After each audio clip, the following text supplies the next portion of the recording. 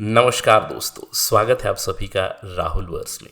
दोस्तों, आज हमारी चर्चा होने वाली है इंडिया और जापान के रिलेशनशिप के बारे में। आप जानते हैं कि Indian prime minister Narendra Modi is on a 2 day visit to Japan, जहां पे वो अटेंड करेंगे 15th India Japan annual summit. Summit में क्या होगा, किस तरह के अग्रीमेंट साइन होंगे, किस तरह की कन्वर्जेंस आ रही है इंडिया और जापान में, इसके ऊपर तो हम लोग चर्चा करेंगे जब भी समिट समाप्त होगी। उसके ऊपर जब भी खबरें आएंगी तो will have a discussion on it. But आज हमारी चर्चा होने वाली है in general on India Japan relationship. इस वीडियो का उद्देश्य है कि आपके पास एक कॉम्प्रिहेंसिव सोर्स रहे जहां से आप इंडिया जापान रिलेशंस को प्रिपेयर करें। That is my intention.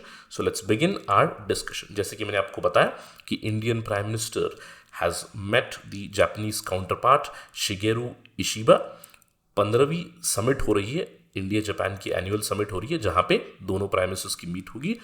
जब भी डेवलपमेंट आएगी तो will have a discussion on it for sure. लेकिन आज समझते हैं इंडिया और जापान की रिलेशनशिप को। इंडिया जापान के जो संबंध है, इसको हम लोग कहते हैं लो फ्रिक्शन हाई ट्रस्ट रिलेशनशिप। ये क्यों है, इसको समझते हैं। क्या एरियाज ऑफ कन्वर्जेंस है, ये भी हम लोग समझेंगे। डिस्कशन के अंत में हम लोग थोड़ा सा इश्यूज के बारे में भी जानेंगे, साथ ही साथ a way forward for India Japan relationship, this would also be discuss. तो चलिए शुरुआत करते हैं। इन जनरल सबसे पहले समझते हैं बैकग्राउंड ऑफ रिलेशनशिप। किसी भी देश के साथ अगर हमें हमारे संबंध समझने हैं, इंटरनेशनल रिलेशन समझने हैं, तो हमें एक टाइम पीरियड के थ्रू ही डिस्कशन करने की ज़रूरत है। आप जानते होंगे कि मैंने इस पर्टिकुलर वीडियो में आपको बताया था Indian foreign policy in 15 minutes, where I told you how the policy has evolve. Japan is no different from it. तो जापान के साथ अगर हमें रिलेशनशिप समझना है तो उसको हम लोग 3 फेजेस में डिवाइड करेंगे। सबसे पहले 1945 से लेकर 1952, मैं कहूँगा pre independence era and this particular period. उसके बाद 1952 से लेकर 1991 तक, यहाँ पे मोर और लेस इंडिया जापान रिलेशंस मोर और less followed the Indo US relations. Post 1991 हम लोग कह सकते हैं कि इंडिया और जापान के रिलेशनशिप में एक बहुत ही बड़ा बदलाव आया, स्पेशली 21st सेंचुरी में, जब हम लोगों ने स्ट्रेटेजिक पार्टनरशिप फाइनलाइज की। और तब से लेकर आज तक हमारी रिलेशनशिप में एक अप ट्रेंड, एक अपवर्ड कर्व ही देखा जा रहा है। तो चलिए सबसे पहले समझते हैं फेज 1 को, प्री इंडिपेंडेंस फेज में। अब इंडिया और जापान की जब भी हम लोग रिलेशनशिप की बात करते हैं, our relationship is rooted in history. हम लोग कनेक्टेड हैं through very strong cultural ties. Buddhism एक कॉमन पैरामीटर में कह सकता हूँ, हमारे सिविलाइजेशनल टाइज भी रहे हैं। अगर जापान का कॉन्सेप्ट हम लोग देखें, 7 लकी गॉड्स का कॉन्सेप्ट है जापान में, जिसको कहते हैं शीची फुकुजिन। इनके रूट्स कहीं ना कहीं इंडियन ट्रेडिशंस में देखे जा सकते हैं। इसके अलावा इंडिया और जापान का जो अर्लीस्ट कॉन्टैक्ट हमारे पास है, डॉक्यूमेंटेड कॉन्टैक्ट है, वो है टोडाइची टेम्पल इन नारा, जहाँ पे एक लॉर्ड बुद्धा की टावरिंग स्टैचू की कॉन्सिक्रेशन के लिए इंडियन मॉन्क गए थे, बोधि सेना, ये बताया जाता है 752 एडी में। इसके अलावा बहुत सारे प्रोमिनेंट इंडियंस हैं जो एसोसिएटेड रहे हैं जापान से। Swami Vivekananda he visited Japan, Rabindranath Tagore का भी जापान के साथ काफ़ी स्ट्रॉन्ग रिलेशनशिप रहा है, JRD टाटा का, and of course Netaji Subhash Chandra Bose का, आप जानते हो, during the second world war. Apart from that, हमारा जो सबसे पुराना एक एसोसिएशन है in Japan, that is Japan India association, it was set up way back in 1903।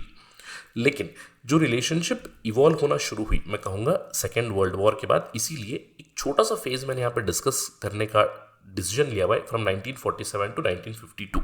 आप जानते हैं कि India became independent in 1947 and Japan became one of the first countries to recognise Indian sovereignty. UK से हम लोग free हुए, उसके बाद जापान ने इमीडिएटली हमें रिकग्नाइज किया।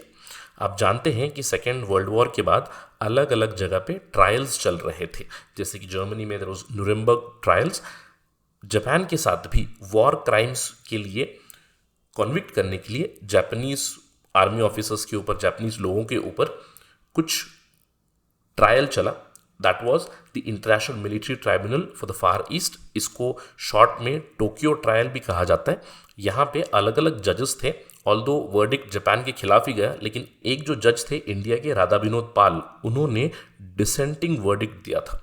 उन्होंने डिसमिस किया पूरे international military tribunal for far east के जुरिस्डिक्शन को ही उन्होंने इसको विक्टर्स जस्टिस करके घोषित किया और उन्होंने क्लीन चिट दिया which struck a chord with Japanese public. Of course, he did criticize the Japanese war excesses during Second World War, but in this particular trial, he gave a rather clean chit itself. इसके अलावा 1949 में prime minister Jawaharlal Nehru ने Indian elephant को donate किया ओइनो जू को Japan में, which was highly appreciated by Japanese people, क्योंकि उस समय पे many people were criticising Japanese for the world war two, क्योंकि जापान एक्सिस पावर में था. आप जानते हैं जर्मनी, इटली और जापान का एक्सिस पावर बना तो जापानीज के खिलाफ काफ़ी ज़्यादा एडवर्स ओपिनियन थी.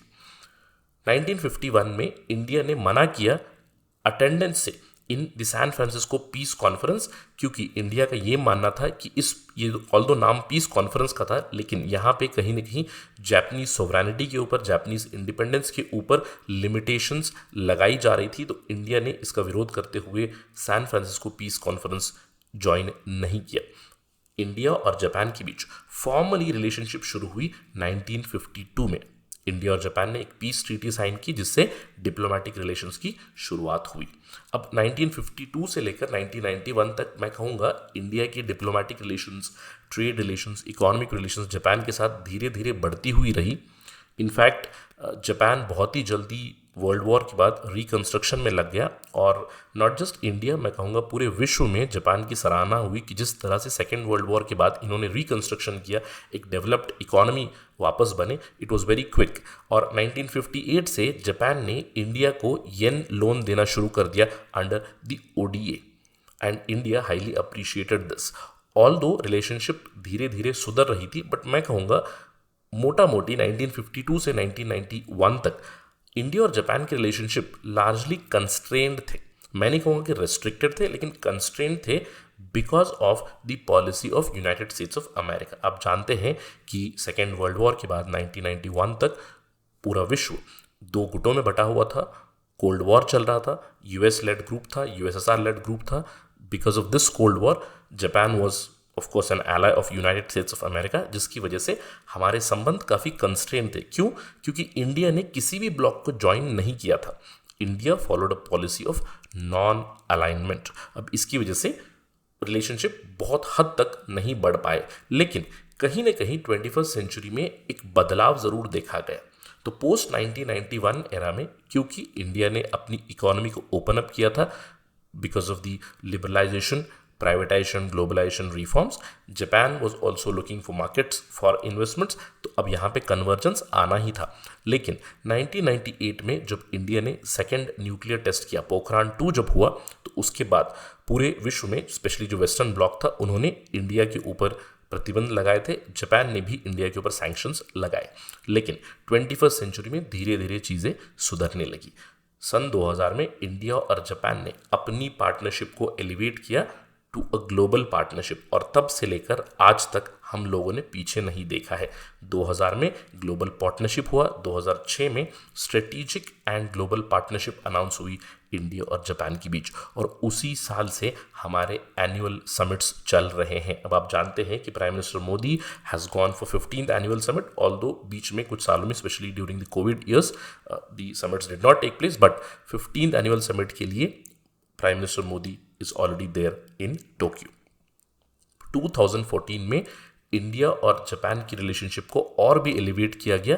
Special and strategic global partnership का नाम इसको दिया गया, और तब से लेकर आज तक हमारे अलग अलग एरियाज ऑफ कोऑपरेशन रहे हैं. तो चलिए अब एंटर करते हैं इंडिया और जापान के एरियाज ऑफ कोऑपरेशन क्या रहे हैं. मेरा फोकस यहाँ पे लार्जली रहेगा पिछले, मैं कहूँगा 2000 के बाद तो हम लोग डिस्कस करेंगे, लेकिन 2014 से पिछले 10 से 11 सालों के ऊपर हमारा फोकस ज़्यादा रहेगा. अगर आप देखें, since 2014 Modi has been a constant in India, he has been the prime minister in India, लेकिन he has been dealing with other prime ministers in Japan. 2014 से ही was dealing with Shinzo Abe. उसके बाद 2020 में योशिहिडे सुगा है, उनका टर्म काफ़ी short था. उसके बाद फूमियो किशिडा के साथ भी प्राइम मिनिस्टर मोदी ने नेगोशिएट किया है. अभी फिलहाल the current prime minister of Japan is Shigeru Ishiba. इसके अलावा अगर हम लोग देखें हमारे एरियाज ऑफ कोऑपरेशन या फिर एरियाज ऑफ कन्वर्जेंस क्या है, सबसे पहली चीज़ तो है हमारे हेड्स ऑफ द स्टेट्स की मीट कंटिन्यूसली हो रही है. Indian president has also visited Japan, but in general the de facto head is prime minister. So prime minister has visited Japan 8 times. In fact ये जो उनकी विजिट है वो 8th टाइम है in the last 11 to 12 years. Prime minister Modi last attended the annual summit in 2018, लेकिन Japan वो multiple times जा चुके हैं for multilateral events like the Osaka G20 meet in 2023. G7 Hiroshima meet में भी वो गए थे. सिर्फ इंडियन प्राइम मिनिस्टर ही जापान नहीं विजिट कर चुके हैं, अलग अलग जापानीज प्राइम मिनिस्टर्स ने भी इंडिया को विजिट किया हुआ है. जैसे कि Shinzo Abe, he visited India in 2014 where he was the republic day parade guest. Former Japanese prime minister Yoshihide Suga ने विजिट फाइनलाइज की थी, लेकिन उन्हें अपनी विजिट को कैंसिल करना पड़ा इन 2021 ओविंग टू द कोविड-19 pandemic. Japanese prime minister Fumio Kishida ने इंडिया को विजिट जरूर किया था मार्च 2023 में. और अभी जो करंट प्राइम मिनिस्टर हैं शिगेरू इशिबा, अभी तक उन्होंने इंडिया को विजिट नहीं किया है, लेकिन उन्होंने अप्रैल 2025 में प्राइम मिनिस्टर मोदी से फोन पे बात की and he express his condolences over the Pahalgam terror attack. Not just the prime minister meet या फिर the president's meet, annual summits तो इंडिया और जापान के बीच हो ही रही है, लेकिन हमारे दोनों देशों के बीच रेगुलर एक्सचेंजेस भी होते हैं. हाई लेवल मिनिस्ट्रियल मीट्स होते हैं, फॉरेन मिनिस्टर डेलीगेशन जाता है, डिफेंस मिनिस्टर्स की मीट होती है, नेशनल सिक्योरिटी एडवाइजर्स की मीट होती है. हमारे यहाँ पे पार्लियामेंट्री एक्सचेंजेस भी है. Parliamentarians from India visit to Japan, parliamentarians from Japan visit to India as well. This clearly shows the importance of Japan as a partner. अब आप सोच रहे हैं sir exam point of view से क्या मुझे ये सारे विजिट्स याद रखने हैं? जरूरी नहीं है. There is no need to remember all the visits, but आपको ये ध्यान रखना है कि हेड्स की जो मीट होती है that is happening regularly between two countries, India and Japan, which is a very good sign of relationship between the two countries. इसके अलावा इंडिया और जापान का ट्रेड रिलेशन भी काफी एक्सटेंसिव है. इंडिया और जापान ने 2011 में ही कॉम्प्रिहेंसिव इकोनॉमिक पार्टनरशिप अग्रीमेंट को फाइनलाइज किया है. ये जो अग्रीमेंट है it not just deals with goods but it also deals with services, movement of people, intellectual property, बहुत सारी चीज़ों के ऊपर अग्रीमेंट फाइनलाइज हुआ है. अब अगर हम दोनों देशों के ट्रेड के बारे में देखें, इंडिया और जापान का बायलैटरल ट्रेड 2023-24 फाइनेंशियल ईयर में $22 बिलियन का रहा है. अब यहाँ पे इंडिया ज़्यादा इम्पोर्ट करता है, यानी कि Japan exports more to India. Japanese exports during this period were $17 billion and Indian exports to Japan were $5 billion. अब इंडिया की तरफ से जो एक्सपोर्ट जाते हैं जापान को, वो प्रेडोमिनेटली ऑर्गेनिक केमिकल्स, फिश, क्रस्टेशियंस और नेचुरल जो पर्ल्स है, हमारे जेम्स एंड ज्वेलरी सेक्शन में इंडिया काफ़ी अच्छा करता है. मिनरल फ्यूल्स है, इलेक्ट्रिकल मशीनरी है, आयरन एंड स्टील भी हम लोग एक्सपोर्ट करते हैं. वहीं पे इंडिया इंपोर्ट क्या करता है जापान से? Nuclear reactors, boiler machinery parts, inorganic chemicals, iron and steel, copper, organic chemicals भी हम लोग इंपोर्ट करते हैं. मैं रिपीट करना चाहूँगा, जापान से इंडिया को ज़्यादा इंपोर्ट्स आते हैं, इंडिया जापान को कम एक्सपोर्ट करता है. ये मैं आपको क्यों हाईलाइट करके बता रहा हूँ? क्योंकि probably during this meet we will be talking more about enhancing India's exports. आप जानते हैं क्योंकि ट्रंप ने टैरिफ्स लगाए हैं इंडिया के ऊपर. India is looking to diversify its exports and Japan can be a very important ground और इंपॉर्टेंट एरिया जहाँ पे हम अपने एक्सपोर्ट्स बढ़ा सकते हैं. इसके अलावा अगर हम लोग देखें इंडिया और जापान के बीच पॉलिसी लेवल की कन्वर्जेंस है. पॉलिसी लेवल की क्यों? जैसे मैंने आपको बताया 1991 के बाद इंडिया और जापान के रिलेशंस इवॉल्व हुए हैं. ये क्यों? क्योंकि इंडियन फॉरेन पॉलिसी भी काफ़ी इवॉल्व हुई है 1991 के बाद. 1991 तक हम लोग थोड़ा सा इनवर्ड लुकिंग थे. वो ना सिर्फ ट्रेड में, हमारे इकोनॉमी में दिखता था, हमारी फॉरेन पॉलिसी में भी दिखता था. 1991 के बाद we started our look east policy. Look east policy में शुरुआती दौर में फोकस था हमारा आसियान के ऊपर, लेकिन हम लोगों ने उसको भी एक्सटेंड किया towards far east. Japan was also later included in the look east policy 2 और एक्ट ईस्ट पॉलिसी जब से आई हुई वहां पे we have focused on Japan, we have focused on Korea, we have focused on Australia, New Zealand. तो हमारा जो already look east policy है which is transform into act east policy, और जापान का भी जो विजन है of free and open Indo Pacific, ये दोनों अलाइन होते हैं।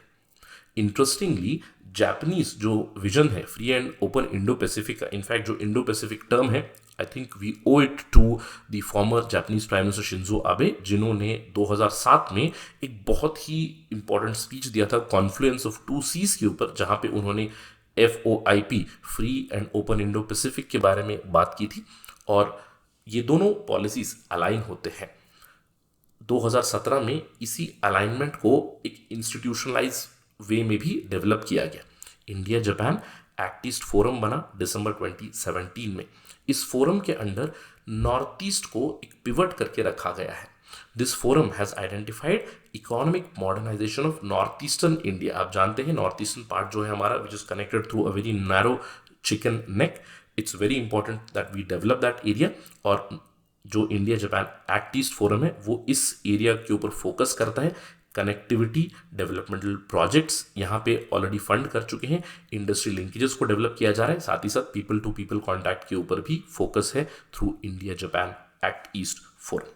Apart from this there is a lot of defence cooperation between India and Japan. एक कॉमन पैरामीटर या फिर कॉमन इरिटेंट हम लोग कह सकते हैं चाइना। इंडिया और चाइना की बाउंड्री डिस्प्यूट है, जापान और चाइना का भी काफ़ी डिस्प्यूट चलता है। You do understand that China has claimed the entire South China Sea, जिसके ऊपर काफ़ी विवाद है टुवर्ड्स द ईस्टर्न साइड। तो इसके चलते काफ़ी डिफेंस कोऑपरेशन भी बढ़ रही है between India and Japan. In fact this is one of the integral pillar of our bilateral relationship. पिछले कुछ सालों में, मैं कहूँगा पिछले एक दशक में, इंडिया और जापान के डिफेंस एक्सचेंजेस काफ़ी बढ़ चुके हैं। 2018 में इंडिया और जापान ने जॉइंट डिक्लेरेशन दिया सिक्योरिटी कोऑपरेशन के ऊपर। हमारा एक मेमोरेंडम ऑफ अंडरस्टैंडिंग भी साइन हुआ on defence cooperation exchange in 2014। Information sharing के ऊपर भी एक अग्रीमेंट आ चुका है 2015 में, और रिसेंटली 2020 में reciprocal provision of supplies and services agreement भी साइन हो चुका है। ना सिर्फ अग्रीमेंट्स आ चुके हैं, इंडिया और जापान के बीच कई सारे जॉइंट मिलिट्री एक्सरसाइजेस भी होते हैं। इंडिया और जापान ने को डेवलप किया है यूनिकॉर्न नेवल मास 2024 में। दोनों इन्वॉल्व है अलग अलग जॉइंट एक्सरसाइजेस में, जैसे कि मालाबार एक्सरसाइज, मिलन एक्सरसाइज, जिमेक्स एक्सरसाइज है, धर्मा गार्डियन एक्सरसाइज है, हमारा कोस्ट गार्ड एक्सरसाइजेस भी चलते हैं। So there is a lot of convergence in terms of defence. Apart from defence, Japanese investment India में कंटिन्यूसली बढ़ रहे हैं, specially since 2000। India is ranked first for 15 consecutive years according to a survey by Japan Bank of International Cooperation. India is the most attractive investment destination. अगर हम लोग Japanese FDI की बात करें, जापानीज FDI कंटिन्यूसली राइजिंग है। 2022-2023 में FDI stood at $1.79 billion. 2023-24 में it stood at $3.1 billion. और up to December 2024 it was $1.36 billion. यानी कि India is a very attractive destination for Japanese investments. Cumulatively अभी तक सन 2000 से लेकर दिसंबर 2024 तक Japanese investments in India stand at $43 billion, that is US dollars. Mainly जो जापानीज FDI आ चुकी है, it has come into different companies, automobile companies है, इलेक्ट्रिकल इक्विपमेंट है, टेलीकम्युनिकेशन है। अगर हम लोग देखें जापानीज इन्वेस्टमेंट जो इंडिया में आए हैं, मारुति सुजुकी आप जानते हैं, टोयोटा किर्लोस्कर है, मित्सुबिशी ग्रुप है, you have Uniqlo, you have Sony, you have Panasonic, Hitachi, बहुत सारे जापानीज कंपनीज हैं which are already there in India. इसके अलावा जापानीज प्रोजेक्ट्स भी कई सारे आ चुके हैं। स्पेशली मैं महासार प्रोजेक्ट के बारे में थोड़ी देर में ज़रूर चर्चा करूंगा, बट इंडिया में इन जापानीज इन्वेस्टमेंट्स की वजह से 1400 से भी ज़्यादा जापानीज कंपनीज हैं विच आर वर्किंग। अलग अलग केमिकल कंपनीज है, ऑटोमोबाइल कंपनीज है, different companies are there, Japanese origin companies are there in India. ठीक है, इसके अलावा Japanese official development assistance India को काफ़ी मिलता है। अब जापानीज डिस्कशन में जब भी इंडिया जापान का डिस्कशन होगा, मैं चाहूँगा कि आप ODA के बारे में ज़रूर फोकस करें। I would expect ODA should be there in your answers. Japan India को ODA एक्सटेंड करता है, official development assistance. Now this is one of the biggest assistance for development, infrastructure development हो, power projects हो, लंबे tenure के ये जो assistance मिलती है जापान से 1958 से हमें मिलती हुई आ रही है. In fact India is one of the top recipients of ODA from Japan. अभी तक का जो ऑफिशियल डेवलपमेंट असिस्टेंस जापान से इंडिया को आ चुका है 2024 तक, it stands eight $4.5 billion. It's assistance in many infrastructure projects. इसके अलावा इंडिया और जापान का सिविल न्यूक्लियर कोऑपरेशन अग्रीमेंट भी फाइनलाइज हो चुका है 2016 में. Agreement for peaceful uses of nuclear energy was finalised इन 2016. 2017 से ये ऑपरेशनल हो चुका है दोनों साइड से. इसलिए इंडिया और जापान की अगर आप ट्रेड में देखोगे, दोनों तरफ भी न्यूक्लियर रिएक्टर्स या फिर पार्ट्स ऑफ न्यूक्लियर रिएक्टर्स के एक्सपोर्ट इंपोर्ट काफ़ी चलते हैं right from 2017 itself. Apart from this, हमारा एक बहुत ही इंपॉर्टेंट जो कोलैबोरेटिव प्रोजेक्ट है, यहाँ पे भी काफ़ी सारी ओडीएम मिल चुके हैं. दैट इज द महासा project, Mumbai Ahmedabad high speed rail link. यहाँ पे ना सिर्फ जापानीज फाइनेंशियल असिस्टेंस है, जो ओडीए का असिस्टेंस है वो तो मिल ही रहा है, उसके अलावा जापान से टेक्निकल असिस्टेंस भी इंडिया को मिल रही है. टोटली 12 स्टेशंस बनने वाले हैं. महाराष्ट्र, गुजरात और दादरा नागर हवेली से ये जो fast high speed rail link गुजरेगा, 508 किलोमीटर का ये रेल लिंक है, जहां पे the train will operate at 320 kilometres per hour at an elevated track using the Japanese Shinkansen technology itself. Although project में काफ़ी delays आ चुकी है, but धीरे धीरे project is proceeding. Apart from this, India और जापान का क्लाइमेट चेंज के ऊपर भी कोलैबोरेशन है. India Japan clean energy partnership 2022 में फाइनलाइज की गई थी. हम दोनों का जॉइंट क्रेडिटिंग मैकेनिज्म है, जॉइंट कार्बन क्रेडिटिंग मैकेनिज्म है. जापान ने ज्वाइन किया है, not would be, Japan has already joined the India-Swedish Climate Initiative LEAD initiative.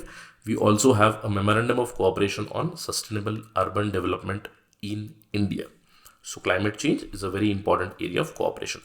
Apart from that, India और जापान के बीच sister state और sister city का cooperation project भी चल रहा है.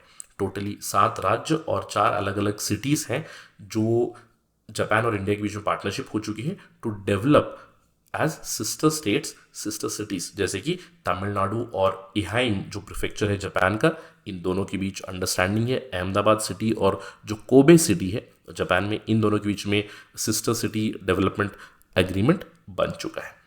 Apart from this, Indo Pacific area में दोनों की काफ़ी अलाइनमेंट है. अगर आप देखें इंडिया और जापान की अलाइनमेंट को, इंडिया का एक्ट ईस्ट पॉलिसी है, इंडो पैसिफिक ओशंस इनिशिएटिव है, क्वाड में दोनों पार्टनर्स है. जापान का फ्री और ओपन इंडो पैसिफिक विजन जो है, they both align together. And as I told you, China is of course an irritant for both in the Indo Pacific region as well. इसके अलावा India Japan की multilateral cooperation भी काफ़ी ज़्यादा बढ़ चुकी है. इंडिया और जापान दोनों कॉमन पैरामीटर्स हैं क्वाड में. इंडिया एंड फ्रांस लेड जो इंटरनेशनल सोलर अलायंस है, उसको जापान ने ऑलरेडी ज्वाइन किया हुआ है. India and Japan are partners in the Coalition for Disaster Resilient Infrastructure. Supply Chain Resilience Initiative में भी इंडिया और जापान कोलैबोरेट ज़रूर कर रहे हैं. इसके अलावा अलग अलग एरियाज हैं, अलग अलग अग्रीमेंट्स हैं, डायलॉग्स हैं जो इंडिया और जापान के बीच चल रहे हैं. Science and technology cooperation agreement 1985 से ऑलरेडी एक्टिव है.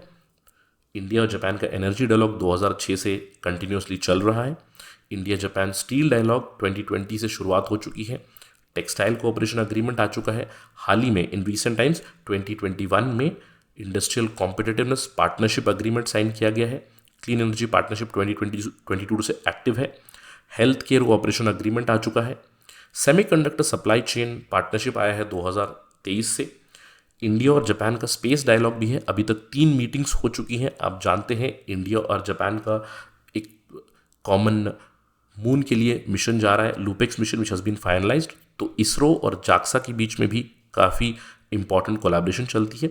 इसके अलावा एजुकेशन, कल्चर और people to people exchange programmes भी काफ़ी एक्सटेंसिवली हैं between India and Japan. Overall ये कहा जाता है कि Indians, about 51,000 Indians, they currently live in Japan. Many of them engineers, many of them in technical areas.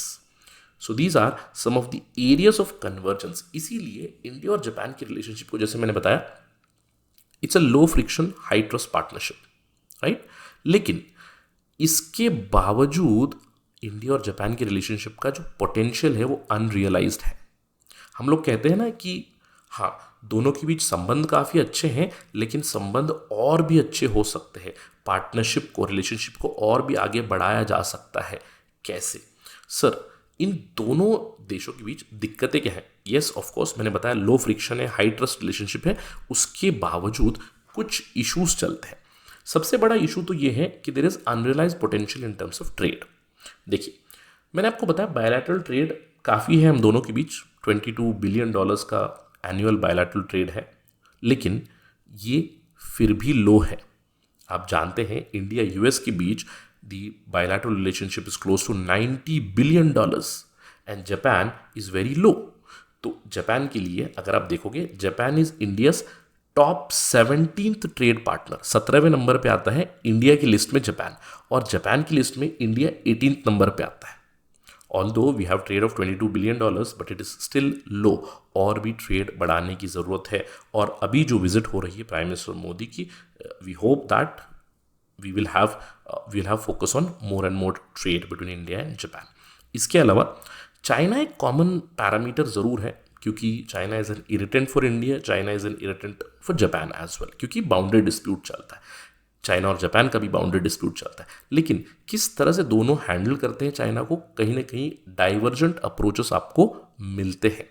अगर आप देखोगे इंडिया और चाइना की बॉर्डर डिस्प्यूट है, India heavily criticizes China over the border dispute in the Aksai-Chin region. लेकिन वहीं पे in the South China Sea dispute, India has not been very vocal. This has been one of the issues.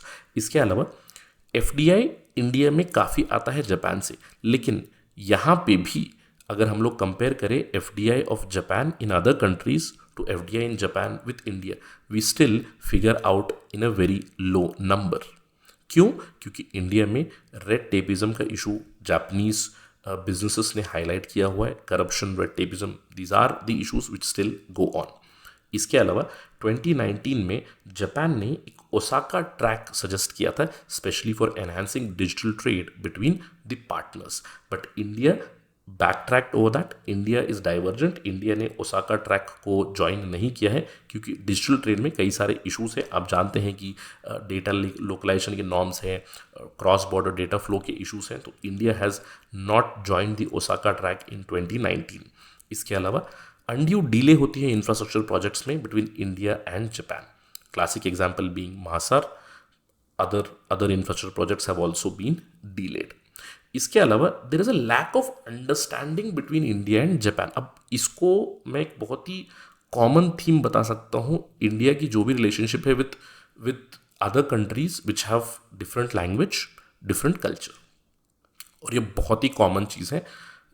जैसे can you just think of any institution in India जहाँ पे आप Japanese language सीख सकते हो, है ना। जैसे हम लोग जब भी सॉफ्ट पावर की बात करते हैं, तो एक दूसरे को समझने के लिए हमारे इंस्टीट्यूशंस वहाँ पे होने की ज़रूरत है, जापानीज इंस्टीट्यूशन यहाँ पे होने की ज़रूरत है। सो कहीं ना कहीं वो मिसिंग है, ना सिर्फ जापान के लिए, मैं कहूँगा इंडिया में बहुत सारे एरियाज़ के लिए। जब भी हम लोग जैसे लैटिन अमेरिकन रीजन की बात करते हैं, India does not have a lot of institutions to understand Latin American culture, Latin American languages. The same thing happens with Japan also. ये हम लोग चाइना के साथ भी कह सकते हैं, ये हम लोग दूसरे कंट्री से भी कह सकते हैं, स्पेशली जहाँ पे लैंग्वेज अलग है, कल्चर अलग है, वहाँ पे अंडरस्टैंडिंग के लिए इंस्टीट्यूशंस के होने की ज़रूरत है। Those are lacking in India. इसके अलावा there are geo political factors which do hinder the cooperation. Mainly अगर हम लोग देखें, जो फॉल्ट लाइन ड्रॉ हो चुकी है between the north and south, मतलब डेवलप्ड इकोनॉमीज और डेवलपिंग और लीस्ट डेवलप्ड इकोनॉमीज के बीच, India is a leader of the global south, but Japan is in the north. Japan is a developed economy. इसके अलावा United States of America and the other geopolitical factors do impact the Indo Japanese relationship also. So they have also played a hindering effect on our relationship, जिससे कि हम लोग पूरा का पूरा potential realise नहीं कर पाए हैं। लेकिन कहीं ना कहीं मैं कह सकता हूँ कि पॉजिटिविटी बहुत ज़्यादा है। अगर हम लोग देखें, इंडिया और जापान के बीच कॉम्प्लीमेंटैरिटी बहुत ज़्यादा है। कॉम्प्लीमेंटैरिटी इन द टर्म्स जहाँ पे मैंने लिखा है Japan you are welcome in India, India you are welcome in Japan. Specially population wise अगर आप देखें, इंडिया में ह्यूज पॉपुलेशन है, हम लोग कहते हैं कि डेमोग्राफिक फोकस है हमारा, यंग पॉपुलेशन है हमारी। जापान की एजिंग पॉपुलेशन है, पॉपुलेशन वहाँ पे डिक्लाइनिंग है, तो this is a complementary point. तो अगर हम लोग कहें Japan you are welcome in India, India you are welcome in Japan, let's try to understand where.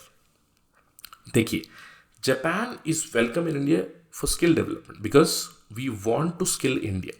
हम लोग बात करते हैं डेमोग्राफिक डिविडेंड की, और हमारे पास मैं कहूँगा कुछ ही समय बचा हुआ है, probably a decade is left, जहाँ पे हमें इस डेमोग्राफिक डिविडेंड का फ़ायदा उठाने की ज़रूरत है और उसके लिए स्किलिंग करने की बहुत ज़्यादा ज़रूरत है। सो Japan can help with skilling India. Defence और एरोस्पेस में जापान एक बहुत ही इंपॉर्टेंट पार्टनर बन सकता है। इंफ्रास्ट्रक्चर डेवलपमेंट के लिए Japanese infrastructure assistance is already coming, we welcome more and more. Green energy transition में जापान कैन हेल्प अलॉट, क्योंकि 2070 तक इंडिया ने कहा है कि we'll be carbon neutral, so Japan can help us achieve the target.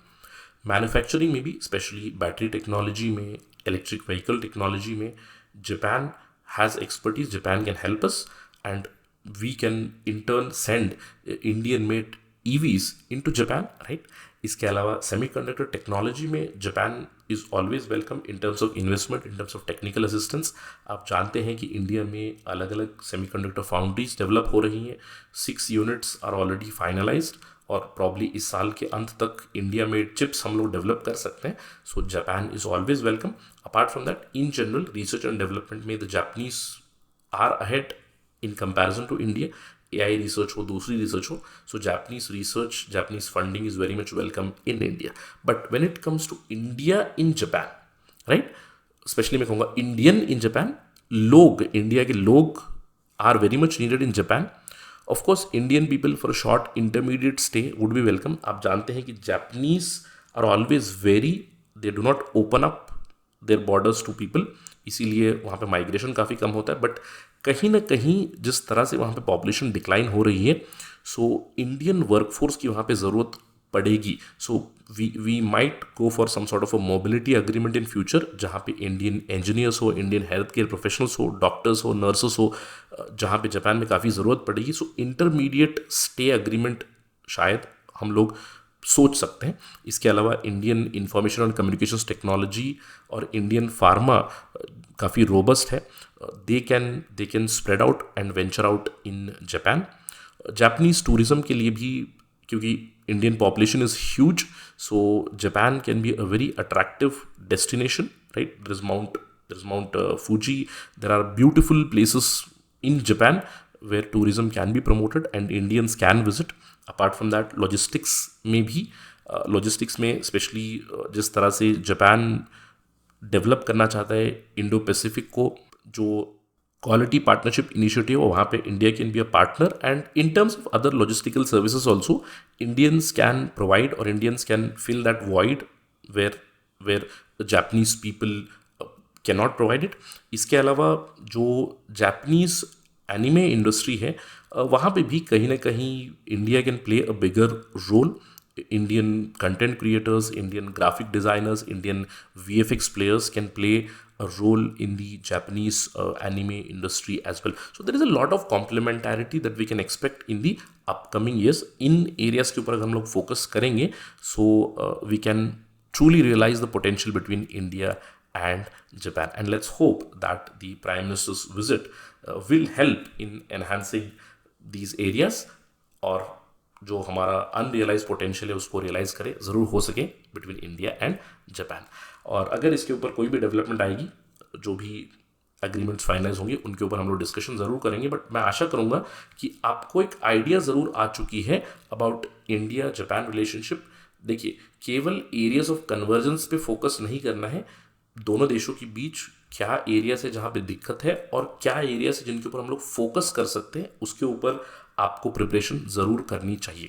एक discussion and करने से पहले एक छोटा सा टिप आपको मैं देना चाहूँगा, स्पेशली इंटरनेशनल रिलेशंस की जो क्वेश्चंस होते हैं जनरल स्टडीज़ में, प्लीज़ मेक श्योर कि आप उसमें एक वे फॉरवर्ड ज़रूर लिखें, एक एक्शन आइटम कि किस दिशा में हमारा रिलेशनशिप आगे जानी चाहिए, ये ज़रूर होना चाहिए आपके आंसर्स में, क्योंकि वो एक इनिशिएटिव दर्शाता है एस्पिरेंट में कि aspirant has a vision. Again एक रैशनल, एक रियलिस्टिक विजन होनी चाहिए to develop the bilateral relationship between the two countries. Make sure that you build this habit of writing a good way forward in especially IR questions. ठीक है?